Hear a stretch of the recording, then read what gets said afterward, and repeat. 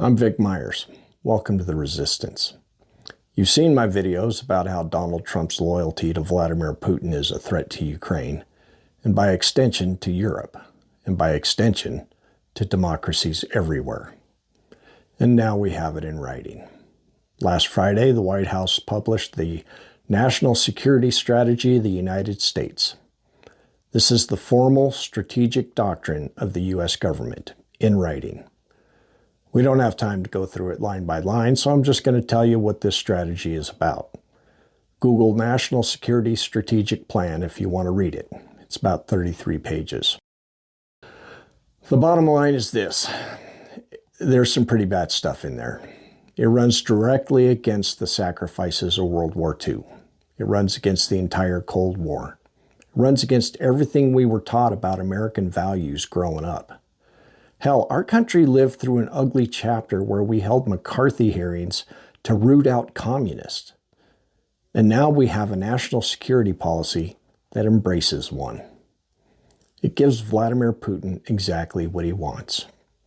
He wants democracy itself to look weak, unreliable, and incapable of defending itself. He wants NATO weakened or broken. He wants Europe divided from America. He wants Ukraine conquered or neutralized as a democracy.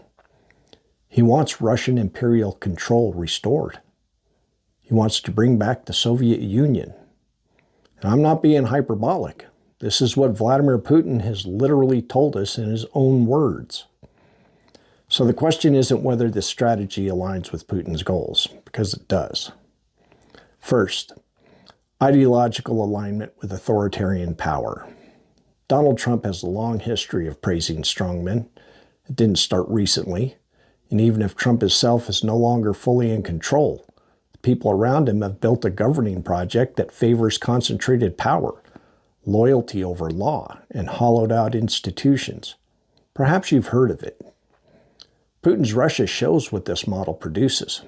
Elections without real accountability, courts without independence, a press without real power, and an opposition that's managed, intimidated, or eliminated.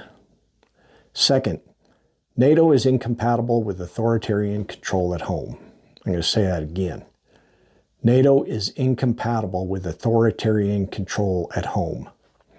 NATO isn't just a military partnership, it's a system of constraints. A strong NATO requires cooperation, not lone wolf actors. It binds us to each other. It means if someone attacks one of us, they attack all of us.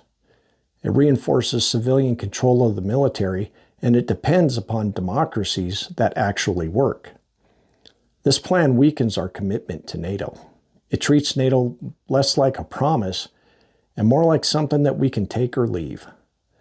That's not how alliances work. If our allies don't know we'll stand with them, then the whole thing starts to fall apart. Third, misaligned incentives and transactional governance. This strategy repeatedly treats values like accountability, anti-corruption, and democratic standards as secondary concerns. Instead of anchoring U.S. power in rules and norms, it emphasizes flexibility, bilateral deals, and strategic pragmatism. This isn't the language of a national defense strategy. It's language that opens the door to coercion. It's language that makes bribery possible, that lets powerful people lean on weaker ones behind closed doors. Put it all together, an embrace of authoritarian power, a retreat from alliances, and a strategy that makes coercion normal. That is what is in writing now. And the only question left is whether we're willing to live with it. Thanks for listening. Good day.